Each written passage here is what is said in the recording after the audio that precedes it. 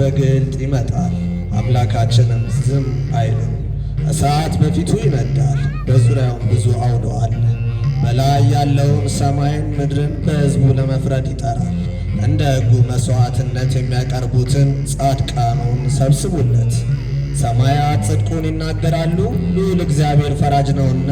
ሕዝቤ ስማኝ ልንገርህ፣ እስራኤልም እመሰክርብሃለሁ። አምላክህስ እኔ አምላክህ ነኝ፣ ስለ መሥዋዕትህ የምዘልፍ አይደለሁም። የሚቃጠል ቁርባንህንም ሁልጊዜ በፊቴ ነው። ከቤትህ ፍሪዳን ከመንጋም ጊደርን አልወስድም። የዱር አራዊት ሁሉ የምድረ በዳ እንስሶች ላሞች ሁሉ የእኔ ናቸውና። የሰማይን አዕዋፍ ሁሉ አውቃለሁ፣ የዱር ውበትም በእኔ ዘንድ አለ። ብራብም አልለምንህም፣ ዓለም ሁሉ በመላው የእኔ ነውና። የፍሪዳውን ሥጋ አልበላም፣ የፍየሉንም ደም አልጠጣም። ለእግዚአብሔር የምስጋና መሥዋዕት ሰዋ፣ ለልዑሉም ጸሎትህን ስጥ። በመከራ ቀን ትጠራኛለህ፣ አድንህም አለው፣ አንተም ታከብረኛለህ። ኃጢአተኛውን ግን እግዚአብሔር አለው፣ ለምን አንተ ሕጌን ትናገራለህ? ኪዳኔንም በአፍህ ለምን ትወስዳለህ? አንተስ ተግሣጼን ጠላህ፣ ቃሌንም ወደ ኋላ መለስ። ሌባውን ባየ ጊዜ ከእርሱ ጋር ትሩጣለህ፣ ዕድል ፈንታን ከአመንዝሮች ጋር አደረግ። አፍህ ክፋትን አበዛች፣ አንደበትም ሽንገላን ተበተባት።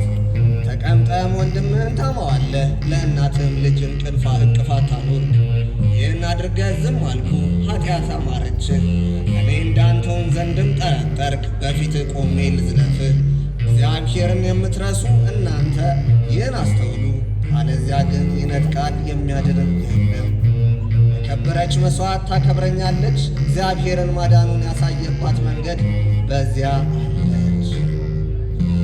የቅዱስ ዳዊት መዝሙር 50 አቤቱ ልዑል እግዚአብሔር እንደ ቸርነት መጠን ማረኝ፣ እንደ ምሕረት ብዛት ኃጢአቴን ደምስስ። ከበደሌ ፈጽሞ ጠበኝ፣ ከኃጢአቴ ማንጻኝ። እኔ በደሌን አውቄአለሁና ኃጢአቴ ሁልጊዜ በፊቴ ነውና።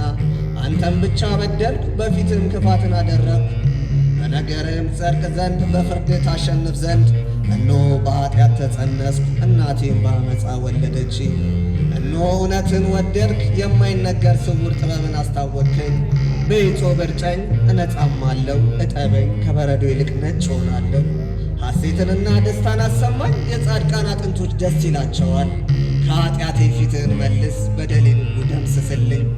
አቤቱ ልዑል እግዚአብሔር ንጹሕ ልብን ፍጠርልኝ፣ የቀናውን መንፈስ በውስጤ አድስ። ከፊትህ አትጣለኝ፣ ቅዱስ መንፈስን ከኔ ላይ አትውሰድብኝ። ደስታንና ማዳንህን ስጠኝ፣ በጽኑ መንፈስ አጽናኝ። መንገድህን ለኃጥአን አስተምራቸው ዘንድ፣ ዝንጎች ወደ አንተ ይመለሱ ዘንድ። የመድኃኒቴ አምላክ ልዑል እግዚአብሔር አባቴ ሆይ ከደም አድነኝ፣ አንደበቴ በአንተ ጽድቅ ደስ ይለዋል። አቤቱ ልዑል እግዚአብሔር ከንፈሮቼን ክፈት፣ አፌም ምስጋናን ያወራል። መሥዋዕትን ብትወድስ በሰጠው ነበር፣ የሚቃጠለውንም መሥዋዕት አትወድም። የልዑል እግዚአብሔር መሥዋዕት የዋህ መንፈስ ነው፣ የተዋረደውንና የዋውን ልብ ልዑል እግዚአብሔር አይንቅም። አቤቱ ልዑል እግዚአብሔር በውዴታ ጽዮንን አሰማምራት፣ የኢየሩሳሌምን ቅጽሮች ይታነጹ። የጽድቁን መሥዋዕት መባውንም የሚቃጠለውን መሥዋዕት በወደድክ ጊዜ ያን ጊዜ በመሠዊያ ላይ ፍሪዳዎች ይሰዋሉ።